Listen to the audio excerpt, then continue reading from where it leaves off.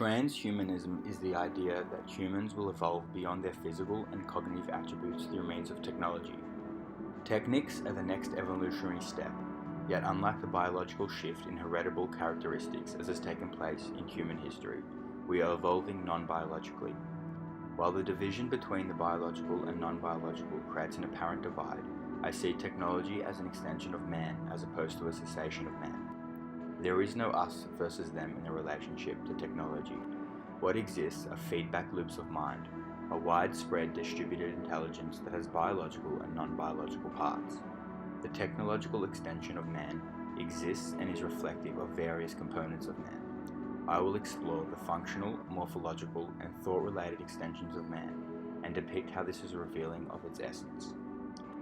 In Lewis Mumford's The Myth of the Machine, he said that the body is a primary, all-purpose tool, man's total equipment for life. This original tool set is the prototype and inspiration of our developing technologies, as we have augmented the human body and mind by extending our own physical and mental apparatus to the technologies around us. This being inclusive of our skills and not just the physical body.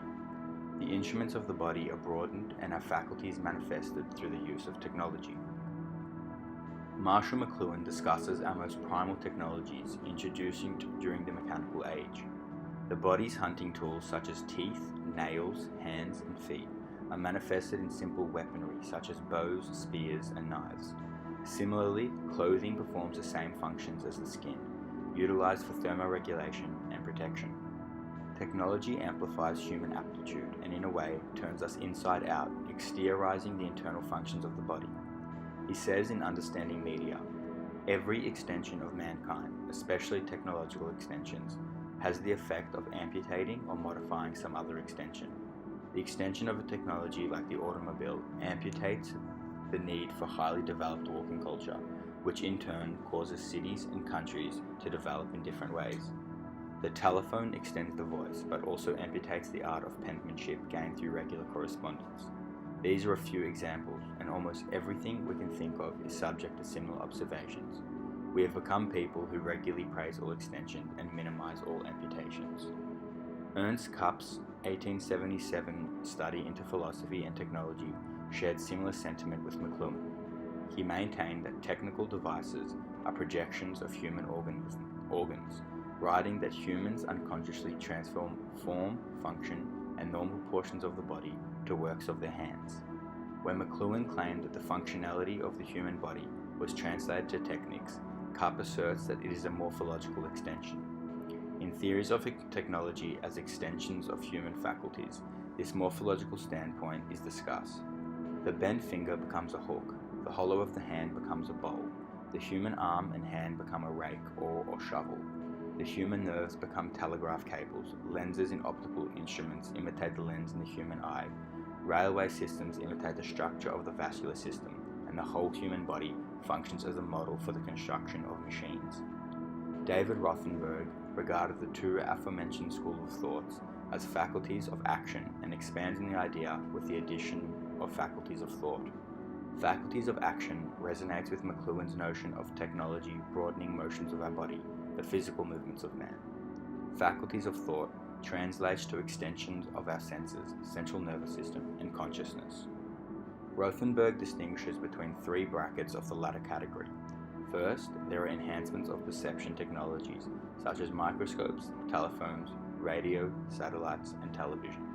Second, there are extensions of our cognitive and language functions. While computers and calculators apply to this category, there is also the presence of immaterial technologies such as natural language, mathematics, computer programming, and numerical systems. Finally, there are extensions of memory that don't try to encode information but store human experience. Storage devices such as photographs, sound recordings, and videotapes are included in this category. While McLuhan and Rothenberg have shared ideas, the rationality behind them vary. McLuhan sees the primary function of technology as an extension of human faculties, where for Rothenberg, it is human intention which is the impetus for our technology. According to Rothenberg, technology is an outgrowth of our intentions and desires which become the controlling factor in our technological advancements. In discussing the impetus behind technological progression, we are asking questions of the essence of technology. What is its nature and what spurs its growth? Heidegger discusses this in Questions Concerning Technology by shifting its essence from its physical creation and instead understanding it in its ontological setting.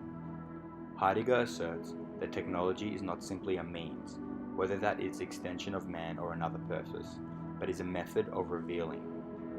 Technological creation reveals nature in truth.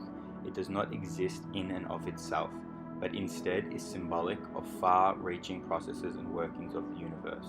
Similarly, while mathematics is a language that allows for numerical calculation, it must also describe our world to make these calculations possible, and so too with technology. Heidegger says, does this revealing happen somewhere beyond all human doing? No, but neither does it happen in man or decisively through man. Terence McKenna said that nature is the great visible engine of creativity, against which all other creative efforts are measured. I tend to assume the position that both humans and technology is another branch in the tree of nature, an outgrowth yet still a totality. Humans and technology exist and are bound by the emanating force of nature, an essence that is revealing of our world and its workings. While technology is shaped and can be understood as an extension of humanity, as techniques evolve, so too will technology begin molding humanity. Technology is shifting the way we perceive reality and experience our world. As we continue to shape technology and technology us, humans and techniques continue to be more and more inextricably linked.